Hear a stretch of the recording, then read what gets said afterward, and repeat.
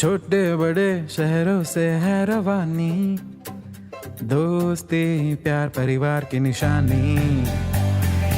ये नई सी बात वो पुरानी याद, सुनो तुम भी हमारे संग। कहानियों का मंत्रा मंत्रा An Eminem original.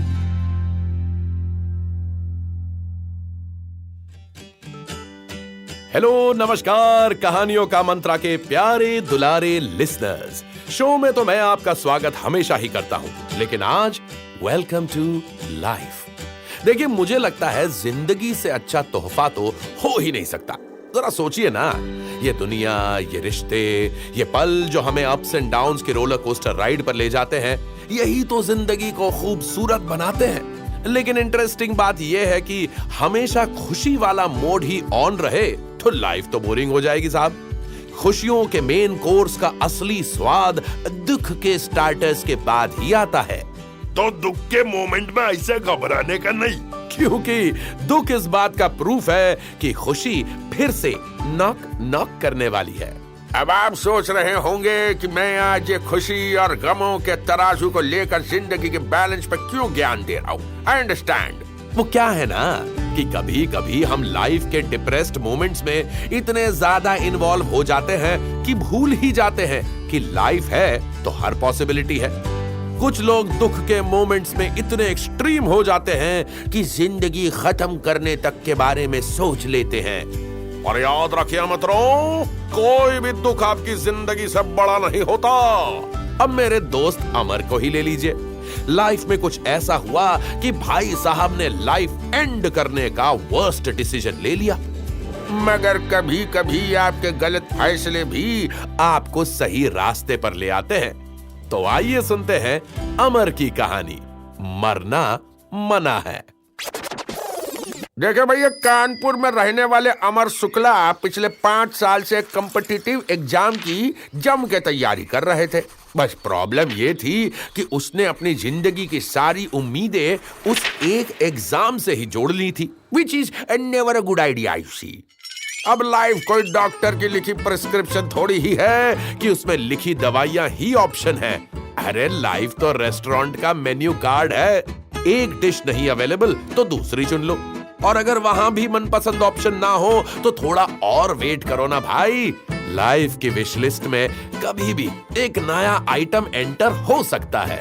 अब उसको खुशी के कार्ट में ऐड करने में थोड़ा टाइम तो लगता ही है, लेकिन किसी भी हालत में ऑर्डर कैंसिल नहीं, ऑर्डर प्लेस करना इंपॉर्टेंट है। मगर हमारे अमर भैया इसे बिल्कुल नहीं थे। उनकी विश लिस्ट में एक ही आइटम था, वो गवर्नमेंट जॉब जिसके लिए एग्जाम क्लियर ही ना हो पा रहा था। और जब वो जॉब लाइफ के कार्ट में ट्रांसफर ना हो सकी तो उन्होंने जिंदगी की ऐप को ही अनइंस्टॉल करने की सोच ली। अमर ने ना ही किसी से बात करके मन हल्का करने का सोचा और ना ही लाइफ के दूसरे ऑप्शंस तलाशने चाहे। और जब आप ये सब नहीं करते तो आपकी लाइफ आपको खुद सबक सिखाती है। क्योंकि डेस्टिनी से बड़ा खेल कोई खेल ही नहीं सकता। Destiny what a player. Amar भैया सैड मूड में अपने कमरे में बैठे मरने के नए नए तरीके खोज रहे थे। बहुत से वियर्ड और इनोवेटिव मेथड्स तो उन्होंने खुद ही डिस्कार्ड कर दिए। देखिए, he wanted to do something classy, और क्लासी के नाम पे सबसे पहले उनकी नजर पड़ी रूम में मौजूद उनके फैन पर। बट यार, जब जिंदा रहकर अपने फैंस बनाने का मौका है तो व्हाई ट्राई दिस फैन। खैर, उस वक्त अमर ये भी भूल गया कि ये फैन भी उसकी प्रेमिका ज्योति ने अपने पैसों से लगवाया था, ताकि अमर को ठंडी हवा मिलती रहे और दिमाग भी कूल रहे। अमर, तुम ना बात बात पे ना गर्म ना हुआ करो। ये पंखा लगवाया ताकि तुम्हारा दिमाग ठंडा रहे। हर वक्त ना अपने एग्जाम के बारे में सोचना बंद करो और आंखें बंद करके हवा खाओ। हाय, कहाँ मिलती है इतना प्यार देने वाली गर्लफ्रेंड? नहीं, मैं पूछ नहीं रहा, मैं बस ऐसे। खैर, फिलहाल अमर को ना ज्योति याद आई ना उसका प्यार। थोड़ा सोच लेता अमर तो सब याद आता, लेकिन उसको तो जल्दी थी, और जल्दी का काम शैतान का होता है।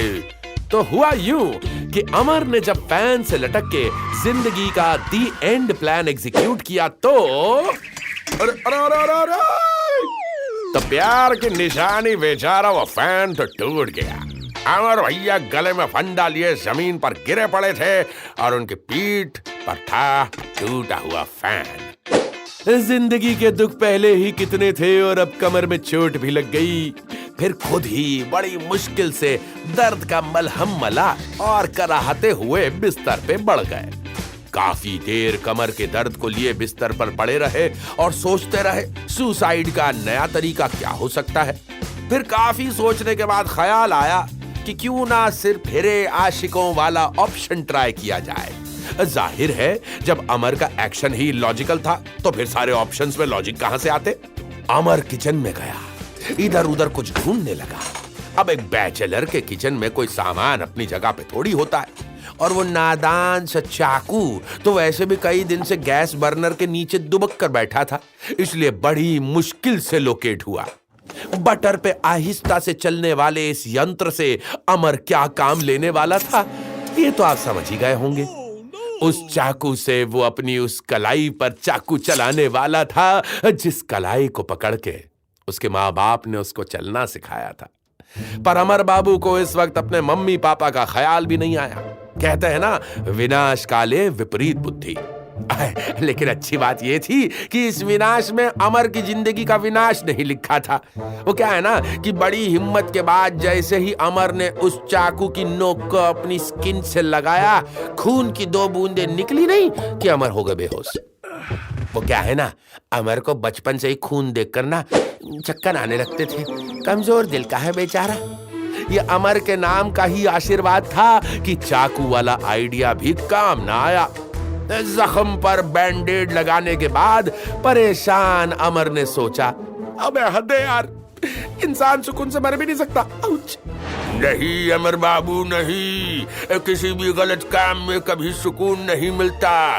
इतने पर भी अमर बाबू को अकल ना आई। जब घर में कोई जुगाड़ नहीं मिला तो अमर बाबू ने बाहर की दुनिया का रुख किया। शायद फ्रेश एयर में कुछ फ्रेश आइडिया मिल जाए। अमर के दिमाग में एक एंटीक आइडिया आया और वो पहुंच गया एक किराने की दुकान पे जहर लेने। अरे भैया जरा एक पैकेट जहर देना। दुकानदार ने उसको पलट के देखा। भाई जिस कैजुअल तरीके से अमर ने जहर का पैकेट मांगा था, एक पल के लिए तो दुकानदार ने भी सोचा जहर मांग रहा है या चिप्स का पैकेट। अब यार दुनिया में सब तो अमर की तरह मरने पर आमादा नहीं थे ना। दुकानदार ने जैसे ही अमर को घूर के देखा, अमर ने कहा वो भैया चूहे, कॉकरोच और न जाने कौन कौन से कीड़े हैं। हमारे घर को अपना वेकेशन होम बना लिया, इसलिए दे दीजिए। दुकानदार को अभी भी शक तो था, लेकिन उसे और भी कस्टमर्स को देखना था। दुकानदार ने भी दुकान के अंदर कहीं दबे कुचले डिब्बे से एक पैकेट निकाल के दे दिया। अमर सरपट वहां से कट लिया, थोड़ा आगे जाकर जहर को मिलाया पानी की बोतल में और पहुंच गया एक पार्क में। जी हाँ, ये वही पार्क था जहां अमर अक्सर अपने दोस्तों के साथ हैंग आउट करता था, जहां उसने उनके साथ कई किस्से बनाए थे। पर आज उसने उनको कॉल भी नहीं किया, ना उनसे अपनी प्रॉब्लम शेयर की और ना ही उनको ये मौका दिया कि वो उसकी हेल्प कर पाए। उसके हाथ में जो बोतल थी जिसमें मिला था जहर, गुस्से और कंफ्यूजन से भरे हुए अमर ने वो बोतल खोली और जहरीला पानी पी लिया। बस कुछ ही देर की बात थी, सब कुछ खत्म होने वाला था। लेकिन जिसे वो क्लाइमैक्स समझ रहा था वो निकला इंटरवल। क्योंकि जैसे ही जहर पेट में गया, उसका पेट युद्ध का मैदान बन गया। अमर को कुछ समझ में नहीं आया। अब जहर खाने का उसे कोई पहले एक्सपीरियंस तो था नहीं ना, तो उसने सोचा शायद कुछ इंस्ट्रक्शन मैनुअल में लिखा होगा। जैसे ही उसने पढ़ा तो लिखा था एक्सपायरी डेट को एक्सपायर हुए 9 महीने हो चुके थे। दुकानदार ने देते वक्त और अमर ने लेते वक्त एक्सपायरी डेट चेक ही नहीं की। Poison had lost its potency, यानी जहर बेकाम। पर एक काम जरूर था उस जहर का, पेट खराब करना। बस फिर क्या था, पेट में गए बवाल ने एक सवाल खड़ा कर दिया। ओए तेरी, अबे पास में शौचालय कहाँ है?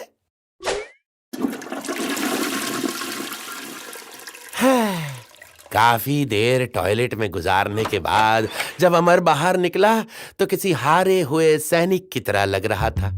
खस्ता हाल अमर में अब ज्यादा एफर्ट करने की हिम्मत और ताकत दोनों ही नहीं बची थी। तो अमर ने लीस्ट एफर्ट वाला ऑप्शन चुना और चुपचाप जाके नियरेस्ट रेल की पटरी पर लेट गया। ये वही रेल की पटरी थी जिससे अमर बदायूं से कानपुर अपने ख्वाबों के साथ आया था।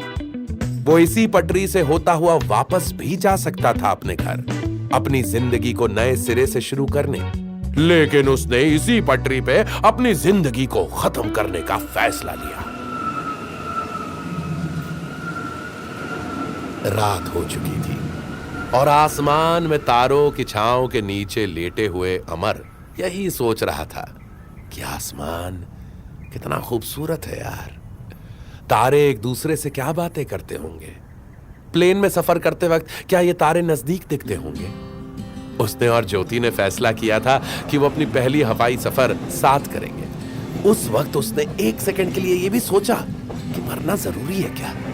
क्या ये नजारा, ये आसमान, ये जमीन, ये दुनिया, उसके सपने, क्या वो जीने के लिए काफी नहीं? तभी उसे दूर से आती हुई ट्रेन के आने की आवाज सुनाई दी।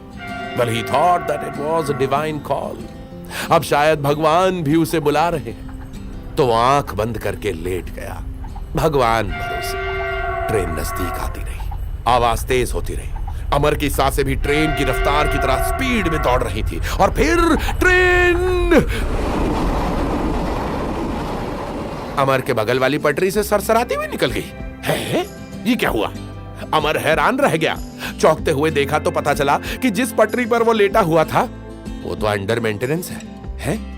इसलिए ट्रेन दूसरे ट्रैक पे डाइवर्ट होकर चली गई। हाय! भगवान की मर्जी ही नहीं थी कि आज अमर मर जाए, लेकिन अमर को भगवान की मर्जी कहां सुननी थी। रेल की पटरी पे भी जब उसका काम ना बना तो अमर फ्रस्ट्रेटेड होकर एक under construction high rise building की छत पर चढ़ गया। अब यहां से छलांग लगाना ही उसका लास्ट ऑप्शन था।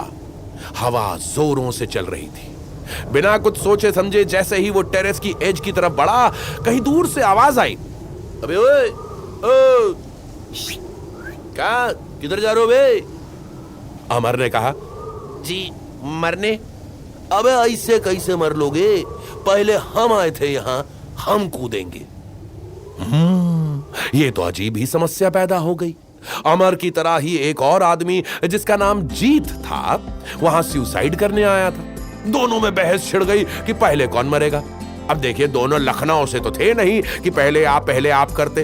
दोनों तो पहले मैं पर आमादा थे। जब सिचुएशन में डेड लॉक आ गया तो फैसला इस बात पर छोड़ दिया गया कि जिसके सुसाइड का रीजन ज्यादा सॉलिड होगा उसको पहले मौका दिया जाएगा। अब अमर के सुसाइड का रीजन तो आप जानते ही हैं, उसके कॉम्पिटिटिव एग्जाम में उसका तीसरी बार फेल होना। उसने अपनी पूरी स्टोरी जीत को बताई तो जीत जोर जोर से हंसने लगा और बोला, अबे एक एग्जाम में फेल होके तुम मरने चले हो। अब तुम्हारे पास तो गर्लफ्रेंड भी है, दोस्त भी है, घर वाले भी है, लाइफ में कुछ और भी तो कर ही सकते हो। ये कोई वजह है मरने की भाई? अमर को सुबह से पहला आदमी मिला जिसने लॉजिक की बात उसके कान में डाली थी। लेकिन इस वक्त मरने के कंपटीशन में सामने वाले प्लेयर ने उसका मजाक उड़ा दिया था, जो अमर को पसंद नहीं आया। उसने बोला, अच्छा तो तुम यहां से हाई जंप लगाने आए हो क्या? जीत ने कहा, अबे हम क्या बतलाएं यार, सक्सेसफुल भी है, पैसा भी है, शोहरत भी, लेकिन कुछ नहीं है तो वो है प्यार करने वाले लोग। खोखली है जिंदगी हमारी, अकेले हैं, कुछ साथ ही नहीं। जब अमर ने ये बात सुनी तो उसने भी इस रीजन को छोटा रीजन ही माना। उसने कहा कि वही इंसान अकेला होता है जो अकेला रहना चाहता है। अरे अगर तुम दूसरों को वही दो जो तुम अपने लिए चाहते हो तो तुम कभी अकेले नहीं रह सकते। जीत ने भी माना कि उसने कभी दूसरों के साथ प्यार का सलूक तो नहीं किया। शायद यही वजह है कि वो खुद भी अकेला ही था। दोनों ने एक दूसरे के रीजन को फुद्दू तो बताया, लेकिन फिर भी मरने का ख्याल नहीं छोड़ा। डेडलॉक अभी भी बना हुआ था और फाइनली दोनों ने डिसाइड किया कि दोनों एक साथ उस हाई राइज बिल्डिंग से छलांग लगाएंगे। दोनों धीरे धीरे आगे बढ़े, छत के बिल्कुल किनारे पर पहुंचे। जोरों की हवा चलने लगी। पहली बार दोनों ने ऊपर से नीचे देखा, जान हलक में आ गई और हलक सूख गया। पर कमिटमेंट से मजबूर दोनों बैकफुट पे कैसे जाते? क्योंकि एक बार जो कमिटमेंट कर दी, यू नो द रेस्ट। दोनों ने एक दूसरे का हाथ पकड़ा और हाथ पकड़ते ही जैसे कोई मैजिक हो गया। शायद दोनों ने बड़ी देर बाद किसी इंसान का हाथ थामा था। Sometimes all you need is a human touch. Only a human being to heal yourself. हाथ थामते ही दोनों के मन से मरने का ख्याल निकलने लगा और मौत का डर दिल में भरने लगा। दोनों ने इस सिचुएशन से निकलने के लिए एक दूसरे से पूछा, ए जीत, तुम एक और चांस क्यों नहीं लेते दोस्त? अच्छे से रहो सबके साथ, हैं? लोग समझेंगे तुमको। जीत ने कहा, दोस्त? अब तुम हमको दोस्त बोले बे? दोस्ती वाली राय भी ले लो फिर इस बात पे। एक सरकारी एग्जाम में फेल होना लाइफ के एग्जाम में फेल होने जैसा नहीं होता बे। सक्सेसफुल होने के और भी कई रास्ते हैं, समझे? दोनों को जैसे अब बस यही बहाना चाहिए था। आंखों ही आंखों में सुसाइड का ख्याल कैंसिल किया और दोनों ने अपने कदम टेरेस के एज से पीछे खींचे। लेकिन दोनों ने तभी एक दूसरे का हाथ थामा हुआ था और इसी वजह से दोनों लड़खड़ाए और अबे कोई बचाओ, हम मरना नहीं चाहते। भगवान की मर्जी के बिना तो किसी को अपनी जान लेने के बारे में भी नहीं सोचना चाहिए। थैंकफुली उस अंडर कंस्ट्रक्शन बिल्डिंग में सो रहे कुछ मजदूरों ने उनकी आवाज सुन ली और अमरजीत को रेस्क्यू किया। दोनों ने कसम खाई कि आज के बाद सुसाइड के बारे में कभी नहीं सोचेंगे और किसी को सोचना भी नहीं चाहिए। वैसे आज की ये स्पेशल स्टोरी थी वर्ल्ड सुसाइड प्रिवेंशन डे के मौके पर, जो कि हर साल 10 सितंबर को मनाया जाता है ताकि लोग सुसाइड प्रिवेंशन पर अवेयर हो सके, एक दूसरे की प्रॉब्लम को सुन सके। याद रखें हमेशा, लाइफ एक अनएंडिंग जर्नी है। एक फेलियर, एक गलत रिश्ता, एक मुश्किल सिचुएशन आपकी जिंदगी से बड़ी नहीं हो सकती। आप जिंदा हैं तो जिंदगी आपको बहुत से मौके देती रहेगी। इसलिए जब कभी लाइफ में कोई कमजोर या डिप्रेसिंग मोमेंट आए तो अपने पेरेंट्स से बात करें, अपने दोस्तों के साथ वक्त बिताएं, अपने प्यार के बारे में सोचें, किसी साइकोलॉजिस्ट से मिलें। Just get a human touch. And for expert advice, you may call on 915-298-7821. This is the official helpline number for suicide prevention. Get help. बस मरने के बारे में नहीं सोचना, क्योंकि जिंदगी का कहना है मरना मना है।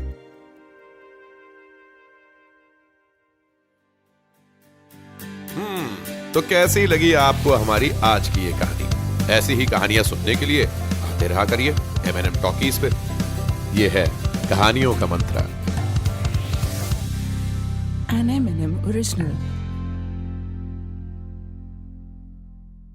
This show is a work of fiction. Any names, characters, places, and incidents are either products of the creator's imagination or used fictitiously for entertainment purposes only. Any resemblance to actual events or persons, living or dead, is purely coincidental. This show does not intend to defame, malign, slander, or hurt or be disrespectful to any person, nation, state, individual, caste, religion, religious sentiments, beliefs, or feelings of any person. The show does not promote smoking or drinking. Listeners' discretion is advised.